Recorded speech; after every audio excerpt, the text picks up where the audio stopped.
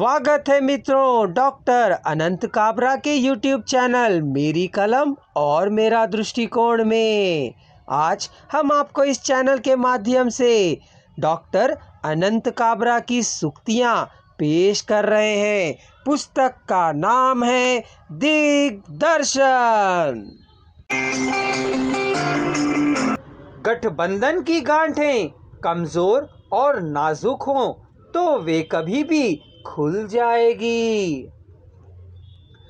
संकीर्णता जहां भी पसरेगी वहां के हालातों को ही गंदा करने अपनी गंदगी फैलाएगी। किसी के बारे में जरूरत से ज्यादा चिंतन और मनन विषय से अपराध बोध करवाएगा। आपने जिसे अपना बना लिया, फिर उससे यह गिले शिकवे क्यों? वे अपने प्रेम को किसी न किसी माध्यम से ही तो दर्शाएंगे। जीवन में कई बार आप ना किए की सजा पाएंगे और की गई सजा से निजात। जब भी कुम्हार के हाथ से माटी गिरेगी यह आकार फूटेगा, दूसरे नए स्वरूप का जन्म लेना निश्चित है। जीवन किसी धागे के शोर से कम नहीं, जहां एक शोर पर जीवन और दूसरे शोर पर मृत्यु जीवन को ढूंढने खड़ी है। मुर्दों को उबारने से ही वे लौकिक जगत में जगह बना पाएंगे। भाषा के क्षेत्र में विभिन्नता है, परंतु संवेदना किसी विभिन्नता को लिए नहीं।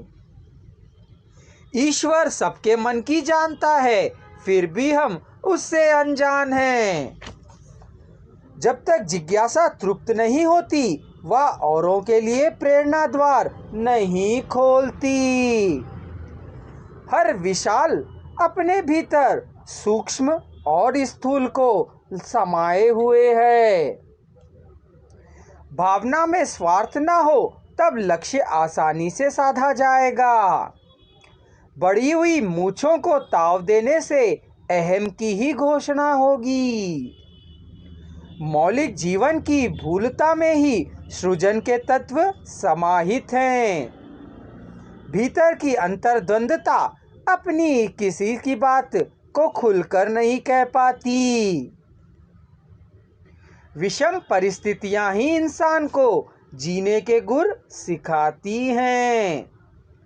चाहे ढांचा टूटे या सांचा, दोनों ही विकृतियों को जन्माएंगे अपंगता को फैलाने के लिए। जीवन के लक्ष्य आदर्श की नहीं आचरण की बात करते हैं। मर्यादित पद्धति से किया विरोध ही क्रांति की मशाल जलाएगा। निर्विवाद के माध्यम में अलंकार और उसके आडंबर किसी तीसरे वैचारिक विमर्श की ही बात करेंगे।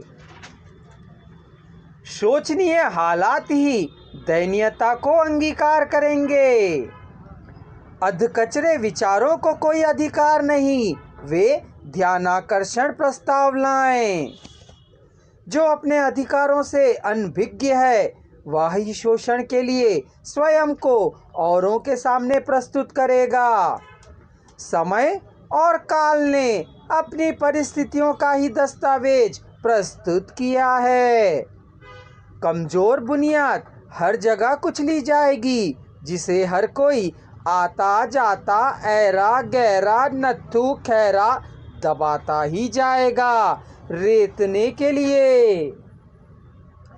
अहिंसा कुछ नहीं नम्रता का शिखर है, जिसे आताताइयों ने हर बार अपनी हिंसा से तोड़ा है फिर से उठ खड़ा होने के लिए। जब तक सारथी के हाथों में सुंदर रथ और उसके इशारों पर चलने और दौड़ने वाले घोड़े ना हो, वह कितना भी कुशल क्यों ना हो, रथ और अश्व को हाँक नहीं सकेगा। आशा है मित्रों आपको यह सूक्तियाँ पसंद आई होंगी। जल्दी हमारे चैनल को सब्सक्राइब कर लीजिए और हमारे अन्य वीडियो का आनंद लीजिए।